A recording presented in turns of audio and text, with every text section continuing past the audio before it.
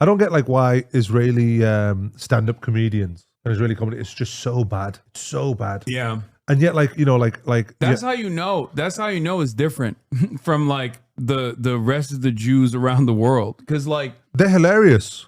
They're so good at music. It's just ridiculous. Like it's just so it's almost German. Like Israeli comedy has like a fucking Nazi tint associated with it because they're too angry and too hateful about the existence of Arabs and Palestinians and Muslims as a whole around them to actually do something funny. Have you ever done like a review of like Israeli comedians doing like stand-up? Oh yeah. And just like how bad it is. Yeah, they love bombing. Yeah, they do. I saw this one guy yesterday. It was like a little clip and he was like going, oh, you know, they're saying there's starvation in Gaza. There's no starvation. Have you seen some of the images come out? There's a kid holding up a sign and it's saying, feed me, I'm hungry. And he's got one arm here, and one arm there, you know, because it's AI. He's got 3 arms. And I'm just like, and the audience were like howling with laughter. And, I was just like going, well, man, is this it really? Yeah, here, you want to see Israeli comedy? Here it is. Me too, my political opinions. What are my political opinions? I'm left-wing. I'm for peace. I'm for 2 states, for 2 peoples. But I'm in favor of flattening Gaza. That's the truth. I'm a leftist, but I'm extremely towards the right wing. I'm for peace. I'm for the violence that will bring peace. That's my opinion. It's just like, this is not even, you're just doing hot, like, what's the joke? It's like, just imagine, like, we should just continue doing a genocide. Yeah. And then everyone's like, ha, that's so funny. Yeah, let's just kill 1 million children. Yeah. נלך על כפיים? כן? לא, כי הבן לבן זה מביך. מה שיביא את השלום זאת לא יונה עם מלא של זית, זה טנק סימן מרכבה 4. זה מה שיביא את השלום? קיצר, אז תמיד אני אומר שאני לא אדם פוליטי. This is so bad that I feel like it's satire. Well, it is. It like people. The thing is, what you've got to remember is like in 50 years' time, in 20 years' time, people are going to watch this.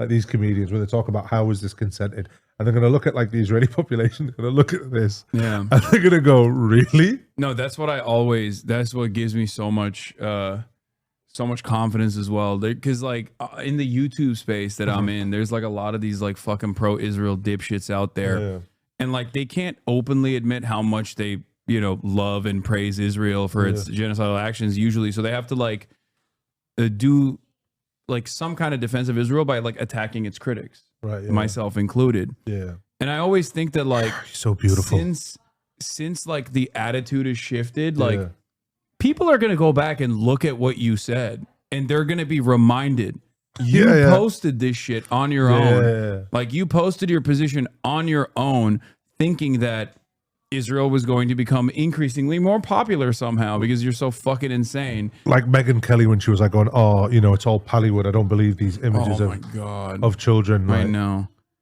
It's so bad, isn't it, man? Yeah, but it's like, but I'm reminded that like eventually people are going to look back at that and they're going to remember what you said and they're going to be like, you were a fucking piece of shit. They're not going to let you get away with it is what I mean. Yeah, Hasan, have you seen this one? This one's the fucking Colombia anti-Semitism. No, I haven't seen this. Oh my God. I haven't seen this, right? Oh God. It's so bad. It's so unfunny. Hi everyone. We are live on YouTube with Colombia anti-Semitic news where everyone is welcome. LGBTQH. H? Hamas. Yeah, I totally sim Hamas. Yeah. It's so trending right now. From the river to the sea, Palestine will be free. Do you know why it's true? Because it rhymes. Just look at all this toxic Zionist propaganda. Kidnapped in Gaza. Does this look like Gaza to you? Yeah, but I have no idea what Gaza looks like. And they're smiling. Do hostages smile? Zionist liars. Totally sus. Do they? Like, Israel can't do anything that's not a war crime. Like, even this is supposed to be comedy, but in my opinion, this is a war crime. Like, the fact that they just, like, posted this They were so proud of it. They're like, this is so funny. I'm actually blown away with how bad this is. Yeah. Like, they've not even added Bro, fake laughter into this. This is the premiere. Like, this is their SNL, bro. This is SNL. This is the Israeli SNL. Yes. Yeah. I think we're stupid. Stupid? I major in queer post-colonial astrology. Ew. Jews make the world dirty. Yeah. And no, I'm not anti-Semitic. I'm racist fluid. Exactly. And now for a little break from all this activism, we want to say hello to our BFF, Bestie freedom fighter. Abu Fatwa in Gaza. Salam alaikum. Alaykum as-salam, and inshallah, Allah will kill you all infidels. Thank you so much for joining us.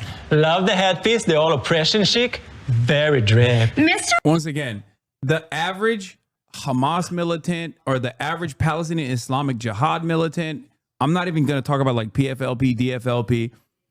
If they were to actually correspond with an American, which is illegal, of course, if they were to actually correspond with an American, they would not harbor this level of resentment towards the average American, especially a pro-Palestinian average American, as opposed to the average Israeli soldier that literally has so much anger and resentment towards America for like not supporting Israel sufficiently, in spite of the fact that they get unlimited funds. So even when they fucking talk about this shit, it's just like, it's projection. Like It's projection. I'm shocked that this is this real? Is this their SNL? This is their SNL, yeah. Yeah, it's like Mr. Fatwa. His last name is Fatwa. Fatwa. How are you? Are you safe? Oh yes, I'm safe. I'm in a tunnel under the Gaza hospital. Above me, I have Allah and 2 million civilians protecting me. Community is so important these days. Do you need like humanitarian aid, food, fuel, medicine? It's okay, I have everything. I'm only hungry for rockets. As long as it's organic. Yeah. I wish I just could be there with you. You can come to Gaza anytime and we will throw you from the roof, you homosexual dirt. Do you hear? Bro, want to throw me a rooftop party. They are so welcoming and inclusive. So, shukran. And you are also very welcome to come here to America. We will come. First we finish with Israel and America is next. Great! So, I guess we'll see you soon. Yes, it would be a blast. Can't wait. It will be so multicultural. Ya Allah, you are so stupid. Thank you. Yeah, it's because of Hamas that This people. is so bad. It's because of Hamas that people can't go into the Gaza Strip and not because It's Israel. like Israel will literally blow you up. Do you know? I just feel like they have this like checklist of like, look, these are all the Hezbollah talking points. Yeah. We have to get this in But this that's what I comedy mean. sketch. A buddy of mine, Will Menaker, he's on Chapo Trap House. Yeah. That's their podcast. He wants to clock this so perfectly when talking about conservatives and their inability to do humor because they get so angry in the process of like trying to craft a joke that they just start like yelling out whatever like racist diatribes they have in their minds, where it's like nothing here is like structured like a joke because they're so horny to just like be like, they're under tunnels under the hospitals. They have human shields. Like they want to just like get all the talking points out, so they can't even like make a fucking joke. And you know the worst part about it as well, which I think people don't realize the subtlety of it, is the fact that the way that they mock Americans, like fellow American citizens, by like having them have this like pink hair, blue hair, that they're so stupid and they're so dumb. Yeah, they don't even understand they're gay, but they're pro Hamas. Yeah, like all of this kind of like. Do you know, it's like when Netanyahu came to Congress and he was like going, "Oh, these useful idiots outside." Yeah. And I'm just like, you had all of Congress giving him a round of applause for calling Americans idiots. Yeah. Like even if you're against what those Americans were marching for or protesting against right here, are you going to let a foreign leader of a country call fellow Americans idiots? They will, because they're fucking. Well, cucks. that's what I mean. Like, it's just, to me, it's just crazy. Like, I could hate whoever's outside, but if they're a fellow countryman, I'm not going to let some foreigner go in there and insult my fellow countrymen in my halls of power. Also, those people out there, they're paying for Israel's bombs. Okay, as American taxpayers, without those guys paying their taxes, you get no bombs. No, so but- shut the fuck up. But remember, they're so masculine. You know, these guys on the right, they're so masculine. But, you know, they'll let somebody absolutely insult their home, their people, and give them a round of applause. But they're so strong. Yeah. And They're so leaders. unimaginably cucked. They're so strong. This administration is letting Benjamin Netanyahu do the exact same shit that he did to Biden. They're so strong. While still trying to masquerade as like big, strong, macho men. Wow. It's so fucking lame. You so much, Abu. We love you. I won't even bother killing you. It's a waste of bullets. Good vibes only. It's better you just kill yourself. Okay, bye. Die. From the river to the sea, Palestine will be Jews-free. Yeah, that sounds better. It is better. So good. What are the comments on that Comedy. like? You can sense the desperation and the loneliness in this video. The world knows. This feels like an episode of The Boys with Vought trying to desperately look like they're the victims. If you're not careful, the newspapers will have you hating the people who are being oppressed and loving the people who are doing the oppressing Malcolm X. Well, they weren't doing a good job. They weren't doing a good job making me sympathize with Israel that was at all. so bad. Yeah. Do Israelis find this funny? I knew the bar was low, but damn. We will look back on this in the same way we look back at caricatures of Jewish people that were drawn in 1933 to 1945 Germany. 100%. Yeah. There's no use. The world sees you crystal clear now. This might be the most insane thing I've ever seen. As an American, I have no idea what's happening to my country. Okay, this guy's, I think, pro the video. Yeah. Yeah.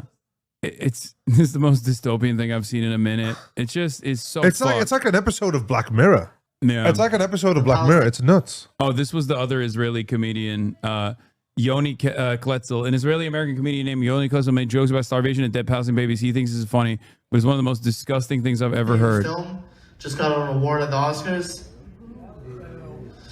Yeah, it's weird. I actually don't believe that Palestinian films should win any awards ever, because they only know how to play one role, victim. You know, it's like my family is so starving. They only got 5 trucks of humanitarian aid. Please donate. Link in the bio. That's the only shit they know how to play. No, okay, they know how to play one more thing. Fake dead baby. Yeah, I don't know why they can't fucking nail that role. They never fucking landed, right? It's like all you have to do is lay down and not move. You want to see me win a Palestinian Oscar right now?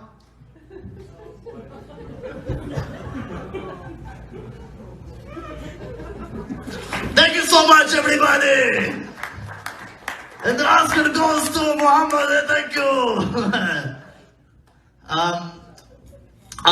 I mean, even the room is not fucking with that at all. There was one guy that clapped. Like, you go to The guy at the clap probably thought he was special needs and is just trying to encourage him. he's just, he's like, this is, I am an artist from Israel and this is my art. The one guy clapping is his mom. Yeah.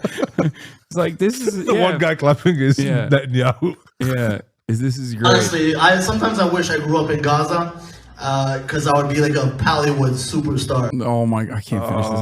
I can't finish. It's so bad. It's so bad. You demanded this for some reason. So bad. No, You demanded this. Because I just think to myself, like, how are these people like occupying us and killing us all the time? Like, it's so bad. They lack so much imagination. Well, they're not even. They wouldn't be able to do it if it wasn't like a captive population that they control all of the fucking food and all the aid that goes into it.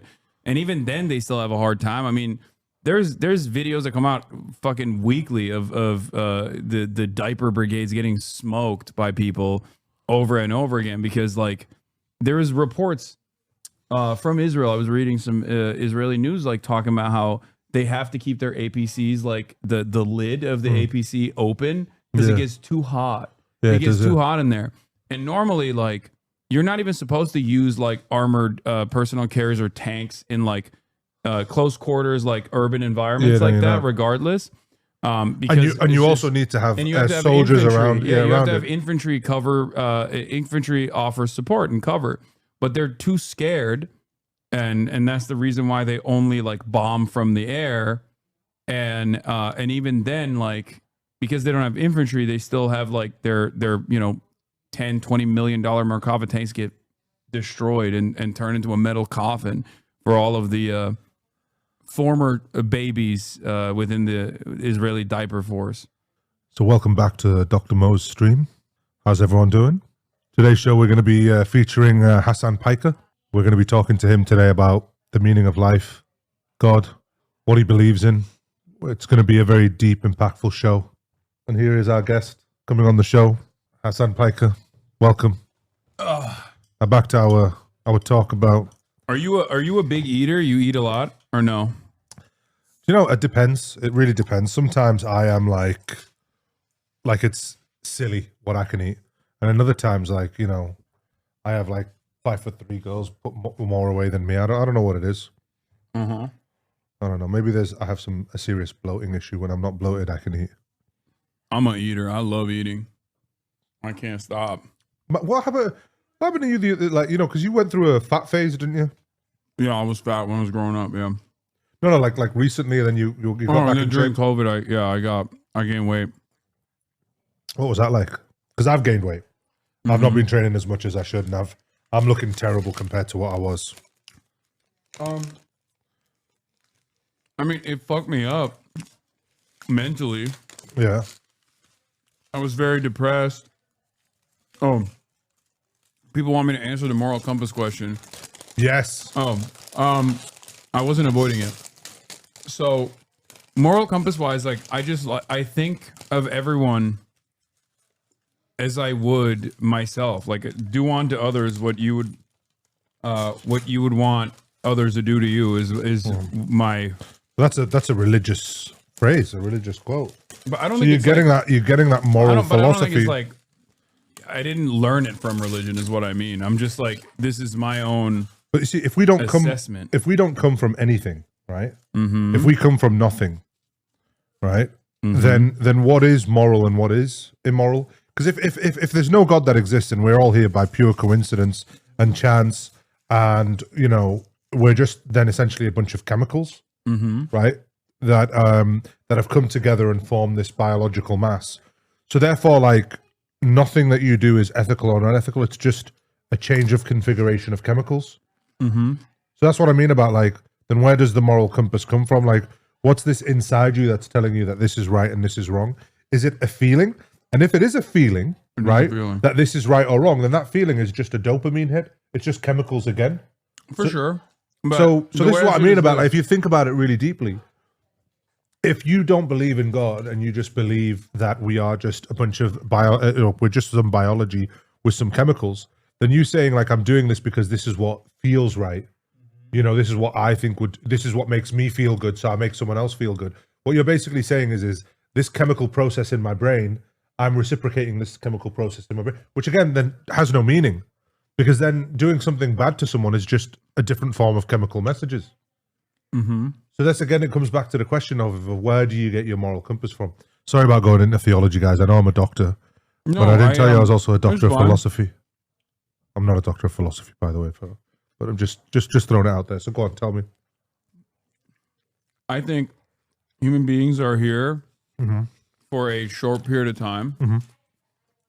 And as a human being myself, I want to maximize my own enjoyment. And I want to limit the amount of pain that I experience. Yep.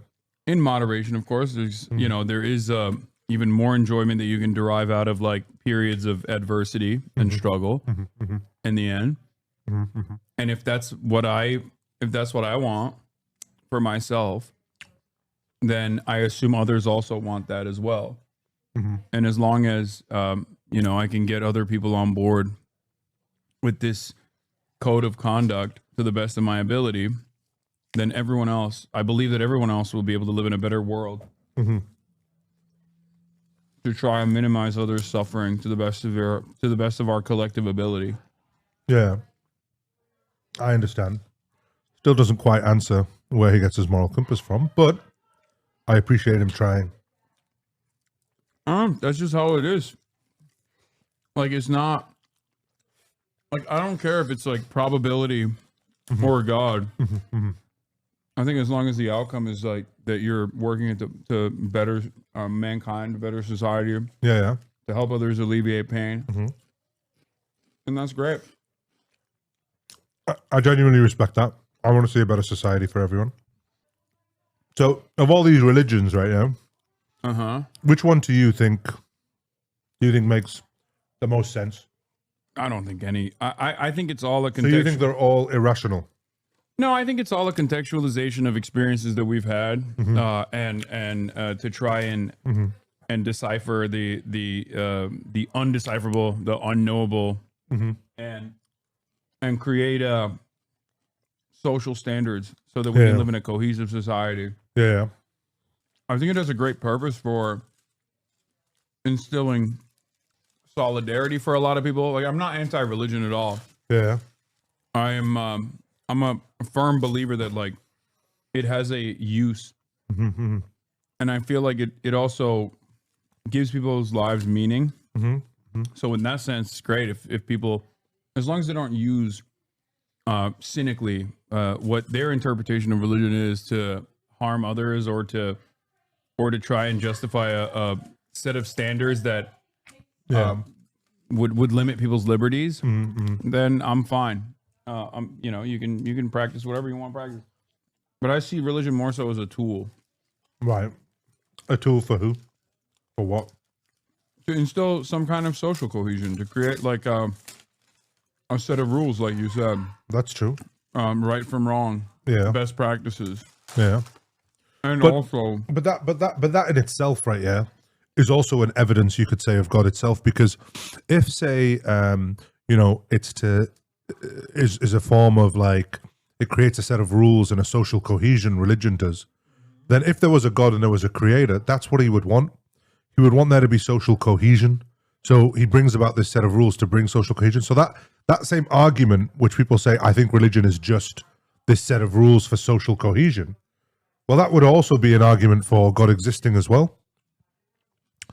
That, I mean, you know, that's the truth of it. You just got to look at this a little bit deeper. I think it ultimately comes down to whether I can prove or disprove the existence of God, and I say I can't. So, you know, I just chill. Yeah. That's the way I approach it. I'm only asking all of this because obviously, like, you know, you have such an influence over so many millions of people around the world with, you know, your discourse and what you talk about. I've always wondered and I've always wanted to know, like, where do you get your moral compass that gives you your talking points, that gives you your positions, right? Because that's important. It's important to understand the thinking, where you get to this kind of stuff from. So, you know. The immortal science of Marxist-Leninism and dialectical and historical materialism, I think. But even then, I don't have any sort of like particular orthodoxy that I abide by. But if you are looking for like some kind of contextualization of like what I am as closely associated with as, then that's it. That's what I'm that's what I'm closest to in association. You know? Yeah. Fair play to you, Hasan, man. What? I said fair play to you. Yeah. No, it's that's what I think. I mean, it's not like hardline rules to follow everything by. I think it's just like the best. I think it's the closest to like describing our reality, at least from my perspective. But even then, it's not. I don't have any sort of dogmatic approach to anything. So if there's like evidence to the contrary, then I would reconsider.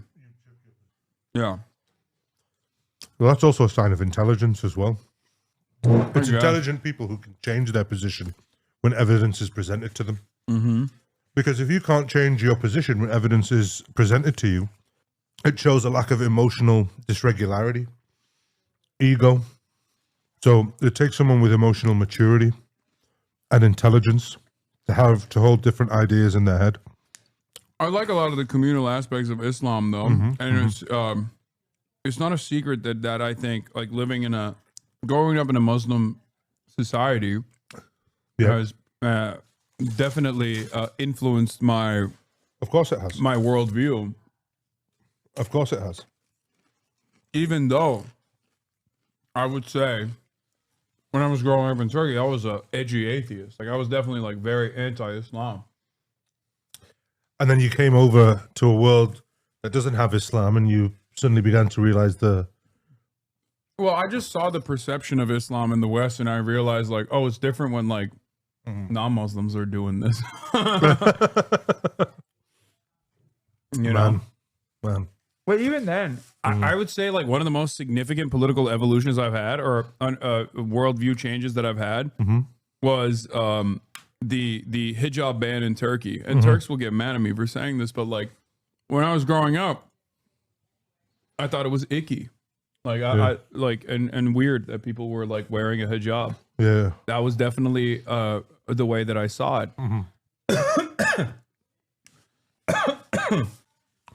And I thought Erdogan's like religious liberty arguments were silly. That it was trying to make society regress. But I just fucking swallowed my piece of chicken. But only after I came to the Western world where I was like, yeah, it is kind of interesting that it was like laicite was forcibly applied to Turkish society. So he tried to ban the hijab? No, the hijab was banned. Oh, okay. The hijab was banned for Turkish women that were working in like public office, or like you were not allowed to wear a hijab in Turkey until like that's wild. Until like Erdogan. Now, Erdogan used that resentment and anger to his advantage. Yeah. I mean, that's what. Yeah. It's crazy though to me. It's crazy how, when you think about it, like it's men telling women how they should dress. That's what it comes down to, And it's weird to me, like when people in the West say, women shouldn't wear a hijab, we should ban the hijab or ban the niqab. I'm just like going, why are you trying to legislate in law an item of clothing that women have to remove? It's weird to me that you want women to remove an item of clothing. Just a very weird stance that I feel like, No, that was. Are they more free when they're less clothed? That was what made me reconsider it. Yeah, where I was like, it does not make sense. Yeah. That I don't think women should be forced to wear the hijab, but if someone wants to wear the hijab, they shouldn't face scrutiny. Yeah. And any sort of repression. Yeah. I mean, if a woman wants to do an OnlyFans, or wear a hijab, surely we're talking about women empowerment here, Yeah, they can do whatever. That's my. So why are people so against women wearing a hijab? Yeah, is it because women are taking themselves out of the sexual gaze of men when they wear a hijab, and men feel some type of way about that? I don't know. And I think you see that when you go to the West. I don't know if it's necessarily perversion, but I think it's like, if this offers someone a sense of comfort and they're not hurting anybody, I don't necessarily care if they're wearing whatever the fuck they're wearing. But I think the real reason why there's an anti-hijab attitude is not because men are like so horny that they want to see every woman. Yeah. But instead, it's because it's like associated with Islam and they're Islamophobic. Here, that's your last one. Yeah. I'm just giving myself a couple of minutes. A couple of minutes to breathe. Damn, I thought you were a real eater. Taking breaks? I'm taking a break, bro. Taking a break. I waited so long for the food that Hasan promised that he would get me that my stomach actually shrunk. And now I can't eat as much as I would like to eat. Yeah, that was my master plan. And that's what I mean about Hasan. Like he ordered the food late, so I'd stay on the mic. Yep, Do you know yep. what I mean? And entertain the audience while he kept going on regular pee breaks. Mm-hmm. But listen, man, it's Damn, it's you weird work- because this is the first time I've ever done a stream, bro. Yeah, you're worse than them. They fucking time my they time my piss breaks. Really? Yeah. Who does that? Why are you guys doing that to him? Why are you timing his breaks? This is parasocial. You do go pee a lot, bro. Have you ever thought maybe you have a UTI? No, I get regular checkups. It's because I drink a lot of both drink a lot of water and a lot of soda. It's diuretic. Okay. But I do think maybe we should just make sure you don't have a UTI. Well, like I said, I Does get it sting at all? No. Okay. I get frequent Okay. checkups. Hey, listen, man, I'm just the doctor here. I'm just trying to make sure everyone's healthy. That's all I'm trying to do. But yeah, it's wild. They make that assessment as well, and they're not doctors. Oh, really? No. Maybe I've so. heard that in the chat before. I've literally now you got them going crazy because every single person that has said that now feels emboldened where they're like, see, a real doctor said it, even in jest. It's because like they don't hear your pee, Mm-hmm. but I hear you pee, and it's a very weak stream as well. So I don't know if there's a prostate thing going on. I don't know, that's but what it I just think it's something that we You're really should. I don't know how it works in Australia, but you're violating my HIPAA right now. There's a patient-doctor confidentiality. I just think we just need to be. Yeah, listen, man, Hasan, I just want what's best for you, bro. I'm just saying you They've pee a heard- lot and you've got a weak stream. That's all I'm saying. So You know why? You want to know why? I'm not even remotely worried about this because I have pissed on camera and they know what my stream sounds like. yeah. In front of like 70,000 people at DNC, I kept the mic on. Oh, really? Nice. Yeah. Or maybe you kept the mic on purpose to pretend that you had such a strong stream Yeah. And then I to turned, squash the rumors. and then I turned the sink. Yeah, you turned the sink on. Yeah. Wow. Man, I think he's been exposed, guys. He's been exposed. Yeah. Hasan's got some prostate problems going on. Maybe. Wait, what were we talking about before? We were talking about where you get your morality from, and then you explained it without really explaining it because it didn't come down to the question of like where does the morality come from? Because again, like I say, if there's no God, then it's just a bunch of chemicals, and you can't assign morality to a bunch of chemicals because it's all just a change in the chemical composition, whether you feel good or you feel bad about doing something. So at the end of it all, there was no real, conclusive answer to what you were saying, which is fine. You don't need to have a conclusive, like you don't need to have this all figured out. This is what it drives me crazy about these people that preach or whatever. Like you don't need to have an answer to all of this, but you just need to be aware, So, it was just interesting to know where you got your morality from because, you obviously have very principled positions on what you take. So it's interesting to know where you get these positions from or how you come to those conclusions.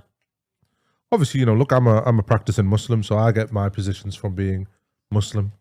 And I feel that's okay. It's okay to do that. It's Yeah. okay. Being a Muslim, guys, is okay. It's okay. I think, for sure.